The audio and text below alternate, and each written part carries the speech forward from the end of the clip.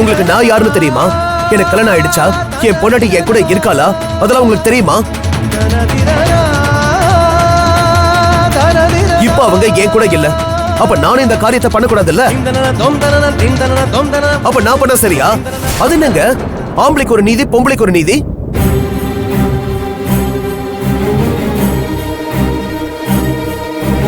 இப்பதான் புரியுது ஏன் எங்க அம்மா இந்த மாதிரி ஃபங்க்ஷனுக்குலாம் போகாம வீட்லயே இருக்காங்கன்னு.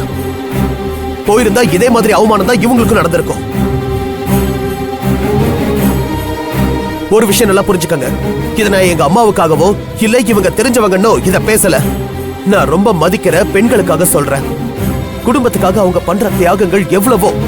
குழந்தைக்காக, புருஷனுக்காக, அத்தை, மாமா, குழந்தை, நாத்தனார்னு தன்னை சுத்தி இருக்கிற உறவுகளுக்காக தன்னை சகிச்சுக்கிட்டு சுயநலம் இல்லாம வாழ்றவங்க. அப்படி கையெடுத்து கும்பிட வேண்டிய பெண்களை இன்னொரு பொண்ணா இருக்கிற நீங்க தப்பா பேசாதீங்க. நாளைக்கு இதே நிலைமை உங்களுக்கும் வரும். அது வரக்கூடாதுன்னு தான் பேசுறேன். வாழ்றதுக்கு நல்ல மனசு இருந்தா போதும். அது அவங்க கிட்ட நிறையவே இருக்கு. அதை ஏத்துக்கிற மனசுதான் உங்ககிட்ட இல்ல.